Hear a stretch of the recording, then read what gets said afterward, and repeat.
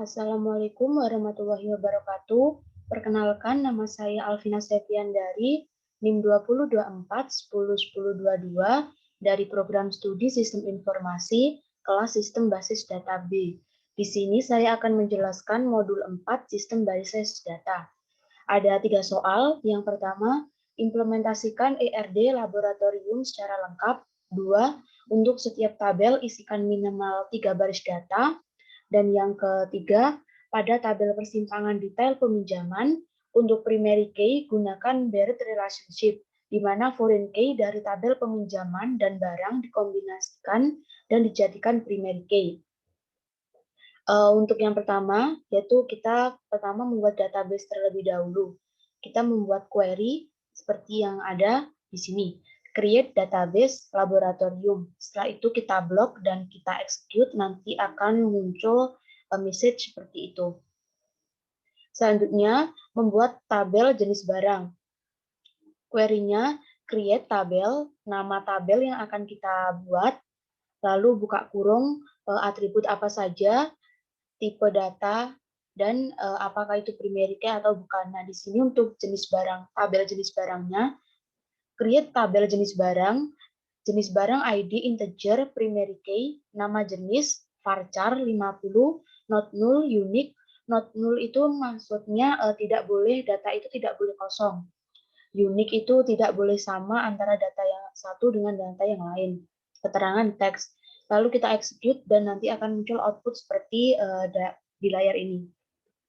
Selanjutnya membuat tabel barang. Sama, create tabel barang ID, integer primary key, nomor seri, varchar not null unique, dan deskripsi teks.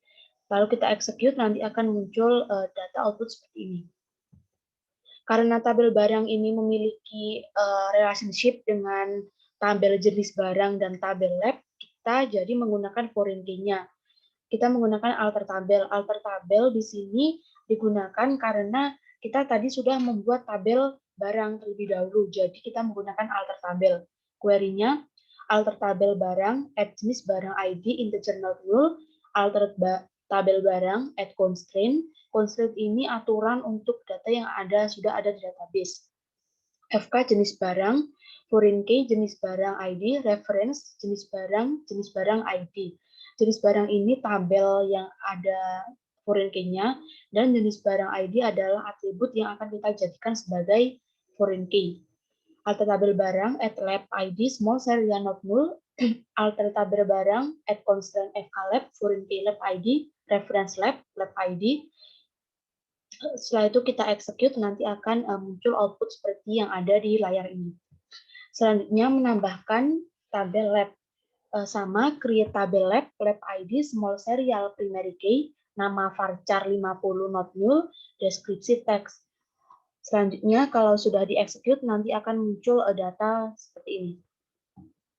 Selanjutnya menambahkan tabel dosen. Sama, create tabel dosen ID, integer primary key, NIP varchar 50 not null unique, nama varchar 50 not null. Nanti setelah di execute akan muncul output seperti yang ada di layar ini.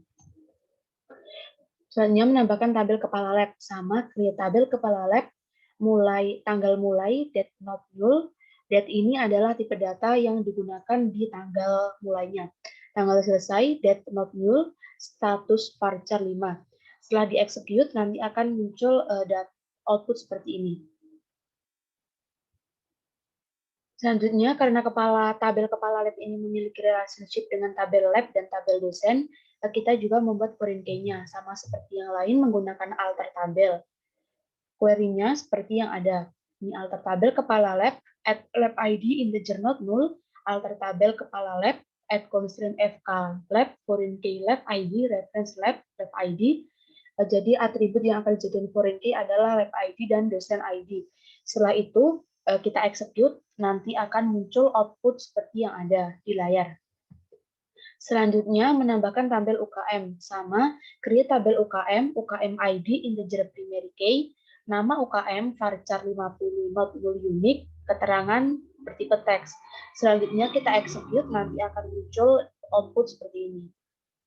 Selanjutnya tabel kegiatan. Create tabel kegiatan, kegiatan ID, integer primary key, nama kegiatan varchar 50 not null unique, tanggal mulai date not null, tanggal selesai date not null, dan keterangan teks.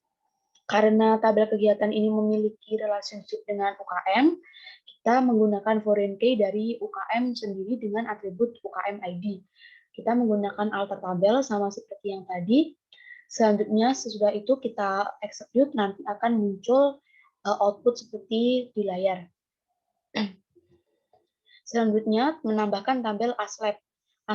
Create tabel aslab ID integer primary key, nip varchar 20 not null unique, nama varchar 20 not null, dan nomor HP varchar 20 not null unique. Karena tabel aslab ini juga memiliki relationship dengan tabel lab, kita menggunakan lab ID untuk foreign key-nya. Menggunakan alter tabel seperti yang tadi. Setelah itu kita execute, nanti akan muncul output seperti ini. Lab ID, NIM, nama, nomor HP, dan lab ID sebagai foreign key. Selanjutnya, tabel peminjaman. Create tabel peminjaman ID integer primary key, tanggal pengajuan date not null, tanggal persetujuan date not null, dan tanggal keluar barang date not null. Setelah itu kita execute, nanti akan muncul output seperti ini. Karena tabel peminjaman ini memiliki relationship dengan aslab dan kegiatan, kita menggunakan foreign key dari tabel aslab dan kegiatan. Untuk aslabnya sendiri kita menggunakan foreign key dari aslab ID, dan untuk tabel peminjaman menggunakan atribut kegiatan ID sebagai foreign key-nya. Sama menggunakan alter tabel dan add constraint. Setelah itu kita execute, nanti akan output-nya menjadi seperti ini. Peminjaman ID, tanggal pengajuan, tanggal persetujuan, tanggal keluar barang, dan aslab ID dan kegiatan ID sebagai foreign key. Selanjutnya menambah tabel pengembalian. Sama create tabel pengembalian ID primary key, dan tanggal pengembalian date not null. Karena tabel pengembalian ini memiliki relationship dengan aslab, kita menggunakan foreign key dari aslab ID sebagai foreign key-nya. Selanjutnya, mengisikan data pada setiap tabel. Pertama, mengisi data pada tabel jenis barang. Di sini saya menggunakan query insert into nama tabel dalam kurung atribut apa saja yang ingin kita insertkan, lalu value buka kurung nilai apa saja yang ingin kita inputkan ke dalam database atau ke dalam tabel. Kita bisa menginputkan lebih dari satu value dengan menggunakan koma sebagai perantara, seperti ini. Insert into jenis barang, dalam buka kurung, jenis barang ID, nama jenis keterangan, value-nya 1, komputer, dan komputer desktop. Nah, ini kalau satu ini tidak pakai petik karena bertipe integer, sedangkan yang pakai petik itu biasanya bertipe varchar dan yang lain.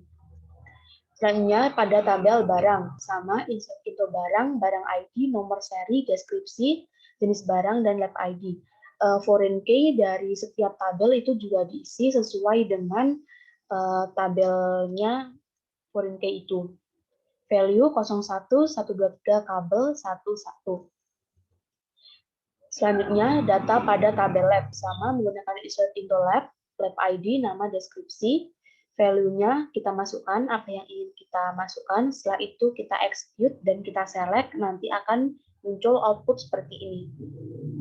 Selanjutnya, data pada tabel dosen, sama menggunakan insert into dosen, atributnya dosen ID, NIP nama, value-nya 1, 2345, dan selanjutnya.